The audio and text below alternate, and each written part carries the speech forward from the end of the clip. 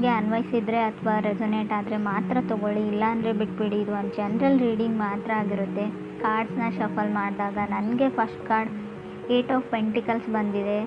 So may be ತುಂಬ emotional ಆಗ್ಬೋದು ನೀವು ಅಂತ ಅನಿಸುತ್ತೆ ನನಗೆ. ಈ ಮಂತು ಸ್ವಲ್ಪ ಹೆಲ್ತ್ ಕಡೆ ಫೋಕಸ್ ಇರಲಿ. ತುಂಬ ಸಣ್ಣ ಪುಟ್ಟ ತೊಂದರೆಗಳಂತ ಹೇಳಲ್ಲ, ಏನಾದರೂ ತಾಗಿಸ್ಕೊಡ್ತೀರಾ, ಬೆರಳುಗಳ ಬಗ್ಗೆ ಹುಷಾರಾಗಿರಿ. ಸೊ ನೆಕ್ಸ್ಟ್ ಬರೋ 30 ಡೇಸ್ವರೆಗೂ ಸ್ವಲ್ಪ ಡಿಫಿಕಲ್ಟೀಸ್ ಅಂತ ಹೇಳ್ತೀನಿ. ಸ್ವಲ್ಪ ಪೇಷನ್ಸ್ ಇಂಪಾರ್ಟೆಂಟ್. ಹಾಗೆ ಸ್ವಲ್ಪ ಹೊಸ ವ್ಯಕ್ತಿಗಳನ್ನ ಮೀಟ್ ಆಗ್ತೀರಾ, ಮೋಸ ಹೋಗೋ ಚಾನ್ಸಸ್ ಕೂಡ ಅಷ್ಟೇ ಇರುತ್ತೆ. ಸಡನ್ ಡಿಫಿಕಲ್ಟೀಸ್ನ ಕೂಡ ನಾನು ಹೇಳ್ತೀನಿ. 8 of pentacles paying bills and loans ಅಂತ ಹೇಳುತ್ತೆ. 9 to 5 ವರ್ಕ್, ಓವರ್ ವರ್ಕ್ ನಿಮ್ಮದು, ನಿಮ್ಮ ಪಾರ್ಟ್ನರ್ದು. ಚಾಲೆಂಜಸ್ ಇಂಪ್ರೂವ್ ಆಗುತ್ತೆ, ಸ್ವಲ್ಪ ನೀವು ಬ್ಯಾಲೆನ್ಸ್ನ ನೋಡ್ತೀರಾ. ಸೆಕೆಂಡ್ ಕಾರ್ಡ್ ನನಗೆ 8 ಆಫ್ ವಾಂಡ್ಸ್ ಬಂದಿದೆ. ತುಂಬ ಕಾನ್ಸಂಟ್ರೇಷನ್ ಅಗತ್ಯ ಇದೆ ರಿಲೇಷನ್ಶಿಪ್ ಬಗ್ಗೆ ಮತ್ತು ನೀವು ಮಾಡೋ ಕೆಲಸದ ಬಗ್ಗೆ ಅಂತ ಕೂಡ 8 ಆಫ್ ವಾಂಡ್ಸ್ ಹೇಳ್ತಾ ಇದೆ. ಸೊ ಥರ್ಡ್ ಕಾರ್ಡ್ ನನಗೆ ನೈಟ್ ಆಫ್ ವಾಂಡ್ಸ್ ಬಂದಿದೆ. ತುಂಬ ಹಾರ್ಡ್ ವರ್ಕಿಂಗ್ ಇದ್ದೀರಾ. ನಾನು ಆಗಲೇ ಹೇಳಿದೆ, ಸ್ಯಾಟರ್ನ್ ಇದ್ದಾನೆ ಅಂದರೆ ಹಾರ್ಡ್ ವರ್ಕ್ ನೀವು ಮಾಡಲೇಬೇಕು. ಸೊ ಕೆಲವರು ಈ ಚಾಲೆಂಜಸ್ಸಿಂದ ಹೊರಗಡೆ ಹೋದ್ರಾಯ್ತು ಅನ್ನೋ ಪ್ಲ್ಯಾನಲ್ಲಿದ್ದೀರಾ, ಬಟ್ ಅದು ಹಾಗಾಗೋದಿಲ್ಲ. ನೀವು ಅದನ್ನೆಲ್ಲ ಕ್ಲಿಯರ್ ಮಾಡೇ ನೀವು ಲೈಫ್ ಇರೋದೇ ಹಾಗೆ, ಏನೂ ಮಾಡೋಕ್ಕಾಗೋದಿಲ್ಲ. ಬಟ್ ಇಲ್ಲಿ ಕೆಲವರು ತುಂಬ ಲೇಝಿ ಇದ್ದೀರಾ. ನೀವು ಕನೆಕ್ಟ್ ಆಗಿರೋ ಪರ್ಸನ್ನು, ಅದ್ರ ಕಡೆ ಕೂಡ ಗಮನ ಕೊಡಿ. ಸ್ವಲ್ಪ ಆ್ಯಕ್ಟಿವ್ ಆಗಿರಿ, ಜಿಮ್ಗೆ ಹೋಗಿ, ವ್ಯಾಯಾಮ ಮಾಡಿ, ಜಾಗಿಂಗ್ ಮಾಡಿ, ಫಿಟ್ನೆಸ್ ಫ್ರೀಕ್ ಆಗಿರಿ ಅಂತ ಕಾರ್ಡ್ ಹೇಳುತ್ತೆ. ಫೋರ್ತ್ ಕಾರ್ಡ್ ನನಗೆ ಏಸ್ ಆಫ್ ವಾಂಡ್ಸ್ ಬಂದಿದೆ. ಟ್ರಾವೆಲ್ ರಿಸ್ಟ್ರಿಕ್ಷನ್ಸ್ ಅಂತ ಹೇಳುತ್ತೆ. ಯಾವುದಕ್ಕೋ ಏನೋ ಪ್ಲ್ಯಾನ್ ಮಾಡಿರ್ತೀರಾ, ಟ್ರಾವೆಲ್ ಮಾಡಬೇಕು, ನಿಮ್ಮ ಪಾರ್ಟ್ನರ ಮೀಟ್ ಆಗಬೇಕು ಅಂತ. ಸೊ ಅದಾಗೋದಿಲ್ಲ. ಸೊ ಕೆಲಸದ ಒತ್ತಡದಿಂದ ತುಂಬ ಪ್ರೋಗ್ರಾಮ್ಸ್ ಆ್ಯಂಡ್ ಪ್ಲ್ಯಾನ್ಸ್ ಕ್ಯಾನ್ಸಲ್ ಹೋಗೋ ಚಾನ್ಸಸ್ ಇದೆ, ನಿಮ್ಮದು ಅಥವಾ ನಿಮ್ಮ ಪಾರ್ಟ್ನರ್ದು. ಫಿಫ್ತ್ ಕಾರ್ಡ್ ನನಗೆ 7 ಆಫ್ ಸಾರ್ಡ್ಸ್ ಬಂದಿದೆ. ಇಲ್ಯೂಷನ್ಸ್ ಅಂತ ಹೇಳುತ್ತೆ. 7 ಆಫ್ ಸಾರ್ಡ್ಸ್ ಕೆಲವೊಮ್ಮೆ ಭ್ರಮೆಯಲ್ಲಿರೋದನ್ನು ರೀಪ್ರೆಸೆಂಟ್ ಮಾಡುತ್ತೆ. ನೀವು ಭ್ರಮೆಯಲ್ಲಿದ್ದೀರೋ, ನಿಮ್ಮ ಪಾರ್ಟ್ನರ್ ಭ್ರಮೆಯಲ್ಲಿದ್ದಾರೋ, ತುಂಬ ಸುಳ್ಳುಗಳನ್ನ ಹೇಳ್ತೀರಾ. ಅಗತ್ಯ ಇಲ್ಲದೆ ಇದ್ದರೂ ಕೂಡ ನೀವು ತುಂಬ ಸುಳ್ಳನ್ನ ಹೇಳ್ತೀರೋ, ಅಥವಾ ನಿಮ್ಮ ಪಾರ್ಟ್ನರ್ ತುಂಬ ಸುಳ್ಳುಗಳನ್ನ ಹೇಳ್ತಾರೋ. ಸೊ ರೆಡ್ ಫ್ಲ್ಯಾಗ್ ಅಂತ ಹೇಳುತ್ತೆ. ನಿಮಗೇನೋ ತುಂಬ ಫೀಲಿಂಗ್ಸ್ ಇದೆ, ಡೇಟ್ ಮಾಡಬೇಕು, ಅವ್ರನ್ನ ಮೀಟ್ ಆಗಬೇಕು, ಅವ್ರನ್ನ ನೋಡಬೇಕು, ಅವ್ರ ಜೊತೆ ಫೀಲಿಂಗ್ಸ್ನ ಶೇರ್ ಮಾಡ್ಕೊಳ್ಬೇಕು ಅಂತ. ಬಟ್ ನಿಮ್ಮ ಪಾರ್ಟ್ನರ್ದು ರೆಡ್ ಫ್ಲ್ಯಾಗ್ ಇದೆಯೋ, ನಿಮ್ಮದು ರೆಡ್ ಫ್ಲ್ಯಾಗ್ ಇದೆಯೋ, ತುಂಬ ರಿಸ್ಟ್ರಿಕ್ಟಿವ್ ಇದ್ದಾರೆ, ಅವರು ಓಪನ್ ಅಪ್ ಆಗ್ತಾ ಇಲ್ಲ, ಅವ್ರ ಫೀಲಿಂಗ್ಸ್ನ ಶೇರ್ ಮಾಡ್ಕೊಳ್ತಾ ಇಲ್ಲ ಅಂತ ಅನಿಸುತ್ತೆ. 6th ಕಾರ್ಡ್ ನನಗೆ 7 ಆಫ್ ಕಪ್ಸ್ ಬಂದಿದೆ. ಕೆಲವರು ತುಂಬ ಕೆಲಸದಲ್ಲೋ ಅಥವಾ ರಿಲೇಷನ್ಶಿಪ್ಪಲ್ಲೋ ತುಂಬ ಕನ್ಸಿಸ್ಟೆನ್ಸ್ ಇದ್ದಾರೆ.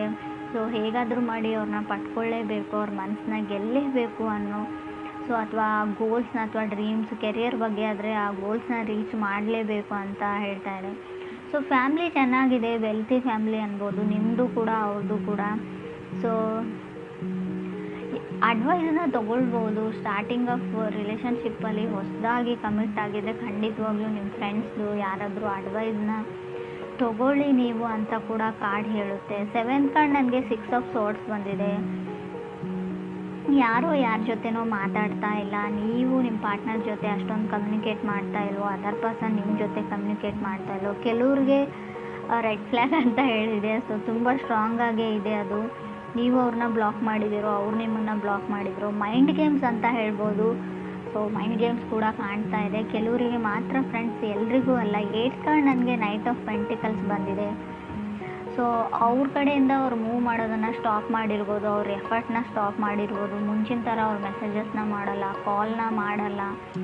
ಸೊ ಇತ್ತೀಚೆಗೆ ಯಾಕೋ ಅವ್ರಿಗೆ ಇಂಟ್ರೆಸ್ಟ್ ಕಮ್ಮಿ ಆಗಿದೆ ಅಂತ ನಿಮ್ಗೆ ಅನಿಸ್ತಾ ಇದೆ. ಬಟ್ ಅದು ಯಾವುದೇ ರೀತಿಯಿಂದಲೂ ಇಂಟ್ರೆಸ್ಟ್ ಕಮ್ಮಿ ಆಗಿಲ್ಲ. ಅವರು ನಿಮ್ಮ ಕಡೆಯಿಂದನೂ ಏನಾದರೂ ಎಫರ್ಟ್ ಬರಲಿ, ನೀವು ಕೂಡ ಅವ್ರನ್ನ ಅಷ್ಟೇ ಅಡ್ಮೈರ್ ಮಾಡಲಿ, ಅಷ್ಟೇ ಲವ್ ಆ್ಯಂಡ್ ಕೇರ್ ಮಾಡಲಿ, ಅಫೆಕ್ಷನ್ ಇರಲಿ ನಿಮ್ಮ ಕಡೆಯಿಂದನೂ ಅಂತ ಅವರು ಬಯಸ್ತಾ ಇದ್ದಾರೆ ಅಂತ ಹೇಳ್ಬೋದು. 9th ಕಾರ್ಡ್ ನನಗೆ ಸ್ಟಾರ್ ಕಾರ್ಡ್ ಬಂದಿದೆ. ಲರ್ನಿಂಗ್ ಕರ್ವಲ್ಲಿ ಇದ್ದೀರಾ ರೈಟ್ ನಾವು, ನೀವು ಅಥವಾ ಅವ್ರಿಗೂ. ಸ್ಟಾರ್ ಕಾರ್ಡ್ ಇರೋದ್ರಿಂದ ಹೋಪ್ ಇದೆ, ನಂಬಿಕೆ ಇದೆ ನಿಮ್ಮ ಮೇಲೆ, ಅವ್ರ ಮೇಲೆ ನಿಮಗೆ. ಸೊ ಚೇಂಜಸ್ ಇನ್ ರಿಲೇಷನ್ಶಿಪ್ ಅಂತ ಹೇಳುತ್ತೆ ಸ್ಟಾರ್ ಕಾರ್ಡ್ ಕೂಡ. 10th ಕಾರ್ಡ್ ನನಗೆ 6 ಆಫ್ ಪೆಂಟಿಕಲ್ಸ್ ಬಂದಿದೆ. ಕೆಲವರು ಇತ್ತೀಚೆಗೆ ಕೆಲಸ ಸಿಕ್ಕಿದೆಯೋ, ಕೆರಿಯರ್ ಸೆಟಲ್ ಆಗಿದ್ದೀರೋ, ಇತ್ತೀಚೆಗೆ ಮನೆಯಲ್ಲಿ ಫ್ಯಾಮಿಲಿ ಮೆಂಬರ್ಸ್ ನಿಮಗೆ ಜವಾಬ್ದಾರಿ ಕೊಟ್ಟಿದ್ದಾರೋ. ಲರ್ನಿಂಗ್ ಟು ಪೇ ಬಿಲ್ಸ್ ಅಂತ ಹೇಳುತ್ತೆ. ಏನಾದರೂ ಡೀಪ್ ಸ್ಟಫ್ಸ್ನ ಬೈ ಮಾಡೋದು, ಪ್ರಾಪರ್ಟಿ ಖರೀದಿ ಮಾಡೋದು, ವೆಹಿಕಲ್ಸ್ನ ತೊಗೊಳ್ಳೋದು, ತುಂಬ ರೆಸ್ಪಾನ್ಸಿಬಿಲಿಟೀಸ್ನ ತೊಗೊಳ್ತಾ ಇದ್ದೀರಾ ಕೆಲವರು ಅಂತ ಕೂಡ ಕಾರ್ಡ್ ಹೇಳುತ್ತೆ. ತುಂಬ ಲೇಝಿ ಇದ್ದರೆ ಮುಂಚೆ ಫ್ಯಾಮಿಲಿ ಮೆಂಬರ್ಸ್ ನೋಡ್ಕೊಳ್ತಾರೆ, ಪೇರೆಂಟ್ಸ್ ನೋಡ್ಕೊಳ್ತಾರೆ, ಸೊ ಅದ್ರ ಬಗ್ಗೆ ಎಲ್ಲ ನಾನು ಯೋಚನೆ ಮಾಡಲ್ಲ ಅಂತ ಅಂದ್ಕೊಳ್ತಿದ್ರಿ. ಬಟ್ ಇತ್ತೀಚೆಗೆ ಎಲ್ಲ ಜವಾಬ್ದಾರಿಗಳು, ಸೊ ಇದು ನಿಮ್ಮ ಜೊತೆ ಆಗ್ತಾ ಇರ್ಬೋದು ಈ ಸಿಚುವೇಶನ್, ಅಥವಾ ನಿಮ್ಮ ಪಾರ್ಟ್ನರ್ ಲೈಫಲ್ಲಿ ಕೂಡ ಆಗ್ತಾ ಇರ್ಬೋದು ಅಂತ ಕಾರ್ಡ್ಸ್ ಹೇಳುತ್ತೆ. 11th ಕಾರ್ಡ್ ನನಗೆ 8 ಆಫ್ ಕಪ್ಸ್ ಬಂದಿದೆ. ವಾಕಿಂಗ್ ಅವೇ ಅಂತ ಹೇಳ್ಬೋದು. 8 ಆಫ್ ಕಪ್ಸ್ ಯಾರಿಂದನೂ ನೀವು ದೂರ ಸರಿಯೋಕ್ಕೆ ಟ್ರೈ ಮಾಡ್ತಾ ಇದ್ದೀರಾ, ಕೆಲವರು ಸ್ವಲ್ಪ ಮಟ್ಟಿಗೆ ಇಗ್ನೋರ್ ಮಾಡ್ತಾ ಹೋಗ್ತಾ ಇದ್ದೀರಾ ಅಂತ ಹೇಳ್ಬೋದು. ಫ್ರೆಂಡ್ಸ್, ಇದು ಎಲ್ರಿಗೂ ಅಲ್ಲ, ಕೆಲವ್ರಿಗೆ ನಿಮ್ಮ ಪಾರ್ಟ್ನರ್ ನಿಮ್ಮನ್ನು ಇಗ್ನೋರ್ ಮಾಡ್ತಾ ಇದ್ದಾರೋ ಅಥವಾ ನೀವು ನಿಮ್ಮ ಪಾರ್ಟ್ನರ್ನ ಇಗ್ನೋರ್ ಮಾಡ್ತಾ ಇದ್ರೋ, ದೂರ ಹೋಗಬೇಕು ಅಂತ ಅನಿಸಿದೆ ಕೆಲವ್ರಿಗೆ, ಇಂಟ್ರೆಸ್ಟ್ ಕಮ್ಮಿ ಆಗಿದೆ ಅಂತ ಕೂಡ ಹೇಳುತ್ತೆ. ಆಗಲೇ ಹೇಳಿದೆ, ಏನಾದರೂ ಪ್ರಾಪರ್ಟಿನ ಬೈ ಮಾಡ್ತೀರಾ ಅಂತ. ಕೆಲವರು ಮನೇನ ಪರ್ಚೇಸ್ ಮಾಡಬೇಕು ಅಂತ ಅಂದ್ಕೊಂಡಿದ್ದಾರೆ, ಕೆಲವರು ಓವರ್ ಕಮಿಟ್ ಆಗಿದ್ದೀನಿ ಅಂತ ಅನ್ನಿಸ್ತಾ ಇದೆ. ನಾನು ಆಗಲೇ ಹೇಳಿದೆ, ಯಾವುದ್ರ ಹಿಂದೆನೂ ಕೂಡ, ಯಾರ ಹಿಂದೆನೂ ಕೂಡ ನೀವು ತುಂಬ ರಶಲ್ಲಿ ಹೋಗಬೇಡಿ, ತುಂಬ ಓವರ್ ಕಮಿಟ್ ಆಗಬೇಡಿ ಅಂತ ಹೇಳುತ್ತೆ.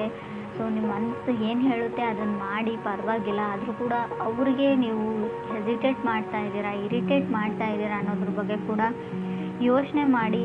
ಸ್ವಲ್ಪ ಸ್ಟಾರ್ಟಿಂಗಲ್ಲಿ ಸ್ವಲ್ಪ ಪೇಷನ್ಸ್ ಇಂಪಾರ್ಟೆಂಟ್ ಆಗುತ್ತೆ. ಅವ್ರನ್ನ ನೀವು ಅರ್ಥ ಮಾಡ್ಕೊಳ್ಳೋಕೆ ಟ್ರೈ ಮಾಡಿ, ಅಥವಾ ನೀವು ಅವ್ರು ನಿಮ್ಮನ್ನು ವೈಸ್ ವರ್ಸ ಅಂತ ಕಾರ್ಡ್ ಹೇಳುತ್ತೆ. 12th ಕಾರ್ಡ್ ನನಗೆ 2 ಆಫ್ ಸಾರ್ಡ್ಸ್ ಬಂದಿದೆ. 13th ಕಾರ್ಡ್ ಏಸ್ ಆಫ್ ಸಾರ್ಡ್ಸ್ ಬಂದಿದೆ. ಸೊ ಅವ್ರು ಯಾಕೋ ಮಾತಾಡ್ತಾ ಇಲ್ಲ ನಿಮ್ಮ ಜೊತೆ ಅಂತ ಅಂದ್ಕೊಳ್ತೀನಿ ನಾನು. ನಿಮ್ಮ ಪಾರ್ಟ್ನರ್ ನಿಮ್ಮ ಜೊತೆ ಮಾತಾಡ್ತಾ ಇಲ್ಲ.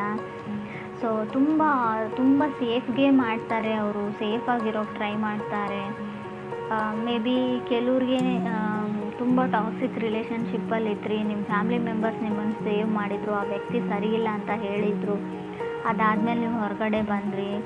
ಸೊ ಟೈಮ್ ಟು ಲರ್ನ್ ಅಂತ ಹೇಳುತ್ತೆ. ಕಲಿಯೋದಕ್ಕೆ ತುಂಬ ಇದೆ ಕೆಲವ್ರಿಗೆ ಲೈಫಲ್ಲಿ, ಅದನ್ನು ಕಲಿಯೋದಕ್ಕೆ ಟ್ರೈ ಮಾಡಿ, ಲೈಫ್ ಲೆಸನ್ಸ್ನ ಕಲೀರಿ ಅಂತ ಹೇಳುತ್ತೆ. ಇನ್ನೂ ತುಂಬ ಟೈಮ್ ಇದೆ ನಿಮಗೆ. ಯಾವ ವ್ಯಕ್ತಿಗಳು ಯಾವ ಥರ, ಯಾರ ಜೊತೆ ಹೇಗೆ ನಡ್ಕೊಳ್ಬೇಕು ಅನ್ನೋದನ್ನು ಕಲೀರಿ. ಯಾವಾಗಲೂ ಫನ್ ಆ್ಯಂಡ್ ಜೋಕಲ್ಲೇ ಇರಬೇಡಿ ಅಂತ ಕೂಡ ಕಾರ್ಡ್ಸ್ ಹೇಳುತ್ತೆ. ಕೆಲವೊಮ್ಮೆ ನೀವು ಮಾಡೋ ಜೋಕು ಕೆಲವ್ರಿಗೆ ತುಂಬ ಹಾರ್ಟ್ ಆಗಿದೆ ಅಂತ ಕೂಡ ಹೇಳುತ್ತೆ. 6 ಆಫ್ ಪೆಂಟಿಕಲ್ಸ್ ಮತ್ತು 8 ಆಫ್ ಕಪ್ಸ್ ಇರೋದ್ರಿಂದ ಸೊ ನೀವು ಜೋಕ್ ಅಂತ ಮಾಡ್ತೀರಾ, ಬಟ್ ಏನೂ ಯಾರಿಗೋ ಹರ್ಟ್ ಮಾಡಿದ್ದೀರಾ, ಇದರಿಂದ ಅವ್ರು ಶಟ್ ಡೌನ್ ಆಗಿದ್ದಾರೆ, ಕಮ್ಯುನಿಕೇಟ್ ಮಾಡ್ತಾ ಇಲ್ಲ, ನಿಮ್ಮ ಜೊತೆ ಮಾತಾಡ್ತಾ ಇಲ್ಲ, ಇತ್ತೀಚೆಗೆ ಯಾಕೋ ಇಗ್ನೋರ್ ಮಾಡ್ತಾ ಇದ್ದಾರೆ. ರಿಜೆಕ್ಟೆಡ್ ಫೀಲಿಂಗಲ್ಲಿ ನೀವಿದ್ದೀರೋ, ನಿಮ್ಮ ಪಾರ್ಟ್ನರ್ ಇದ್ದೀರೋ, ತುಂಬ ಏನೋ ಮೊದಲಿನ ಥರ ಇಲ್ಲ, ತುಂಬ ಚೇಂಜಸ್ನ ನೋಡ್ತಾ ಇದ್ದೀನಿ, ಸ್ವಲ್ಪ ಚೇಂಜ್ ಆಗ್ತಾ ಇದ್ದಾರೆ ನನ್ನ ಪಾರ್ಟ್ನರ್ ಅಂತ ಅನ್ನಿಸ್ತಾ ಇದೆ ನಿಮಗೆ. ಇದರಿಂದ ಟ್ರಿಗರ್ ಆಗ್ತಾ ಇದ್ದೀರಾ, ಇಬ್ಬರಲ್ಲೊಬ್ಬರು ಹರ್ಟ್ ಆಗ್ತಾ ಇದೆ ನಿಮಗೆಲ್ಲೋ ಒಂದು ಕಡೆ, ಬಟ್ ನೀವು ಅದನ್ನು ಓಪನ್ ಆಗಿ ಅವ್ರ ಜೊತೆ ಡಿಸ್ಕಸ್ ಮಾಡಿಲ್ಲ. ಸೊ ಅದನ್ನು ಕೇಳಿಬಿಡಿ, ಅವ್ರಿಗೆ ಏನು ಪ್ರಾಬ್ಲಮ್ಮು, ಏನು ನಡೀತಾ ಇದೆ ಅಂತ. ಸೊ ಒಂದು ಸಲ ಕ್ಲಿಯರ್ ಮಾಡಿಕೊಂಡು, ಸೊ ಅದರಿಂದ ಅವ್ರಿಗೆ ಇಷ್ಟ ಇಲ್ಲ ಅಂದರೆ ಅದರಿಂದ ಹೊರಗಡೆ ಬನ್ನಿ ಅಂತಲೇ ನಾನು ಹೇಳ್ತೀನಿ. ಸೊ ಬೀಯಿಂಗ್ ಹ್ಯಾಪಿ ಅಂತ ಅನಿಸುತ್ತೆ, ಖುಷಿಯಾಗಿದ್ದೀರಾ, ಬಟ್ ಚಾಲೆಂಜಸ್ ಸ್ವಲ್ಪ ಜಾಸ್ತಿ ಇದೆ ಫೆಬ್ರವರಿಯಲ್ಲಿ ಕಟಕ್ ರಾಶಿಯವ್ರಿಗೆ. ಚಾಲೆಂಜಸ್ ಅಂದರೆ ತುಂಬ ಕಷ್ಟಗಳು ಬರ್ತವೆ ಅಂತ ಅಲ್ಲ, ಸ್ವಲ್ಪ ಬ್ಯುಸಿಯಾಗಿರ್ತೀರ, ತುಂಬ ಕೆಲಸಗಳಿರ್ತವೆ, ಓಡಾಟ ಇರುತ್ತೆ, ಶಾಪಿಂಗ್ ಇರುತ್ತೆ, ಪರ್ಚೇಸ್ ಇರುತ್ತೆ, ಕೆಲವು ಜವಾಬ್ದಾರಿಗಳಿರುತ್ತೆ, ಪೂಜೆ ಇರುತ್ತೆ. ಸೊ ಮನೆಗೆ ನೆಂಟರು ಬರ್ಬೋದು, ತುಂಬ ಅಂದರೆ ತುಂಬ ಟ್ರಾವೆಲಿಂಗ್ ಕೂಡ ಇರುತ್ತೆ. ಆಲ್ರೆಡಿ ಕೆಲವರು ಟ್ರಾವೆಲಿಂಗ್ನ ಮುಗಿಸ್ಕೊಂಡು ಬಂದಿರ್ಬೋದು, ಕೆಲವ್ರಿಗೆ ಬಹಳ ಬೇಗ ಈ ಡಿಫಿಕಲ್ಟೀಸ್ ಎಂಡ್ ಆಗುತ್ತೆ, ಕೆಲವ್ರಿಗೆ ಮಂತ್ ಕೊನೆಯಲ್ಲಿ ಕೂಡ ಎಂಡ್ ಆಗ್ಬೋದು ಡಿಫಿಕಲ್ಟೀಸ್. ಬಟ್ ಯೋಚನೆ ಮಾಡೋ ಅಗತ್ಯ ಇಲ್ಲ, ಸ್ವಲ್ಪ ಹೆಲ್ತ್ ಕಡೆ ಜಾಸ್ತಿನ ಗಮನ ಕೊಡಿ ನೀವು ಅಂತ ಹೇಳ್ಬೋದು. ಸಡನ್ನಾಗಿ ಕೋಲ್ಡ್ ಆಗ್ಬೋದು, ಸಡನ್ನಾಗಿ ವೆದರ್ ಚೇಂಜ್ ಆಗೋದ್ರಿಂದ, ಟ್ರಾವೆಲ್ ಮಾಡಿ ಬೇರೆ ಊರು ಅಥವಾ ಸಿಟಿಗೆ ಹೋಗೋದ್ರಿಂದ ಸಡನ್ ಹೆಲ್ತ್ ಇಶ್ಯೂಸ್ ಬರ್ಬೋದು. ನಡೆಯುವಾಗಲೂ ಅಥವಾ ಶೂಸ್ ಅಥವಾ ಏನಾದರೂ ಇದ್ರೂ ಕೂಡ ಸ್ವಲ್ಪ ಚೆನ್ನಾಗಿರೋ ಶೂಸ್ನ ಹಾಕ್ಕೊಂಡಿರಿ ಅಂತ ನಾನು ಹೇಳ್ತೀನಿ. ಬೆರಳುಗಳ ಬಗ್ಗೆ ಸ್ವಲ್ಪ ಕೇರ್ಫುಲ್ ಆಗಿರಿ. ಕೊನೆಯದಾಗಿ ಹೇಳೋದಾದ್ರೂ ನಾನು ಅದನ್ನೇ ಹೇಳ್ತೀನಿ.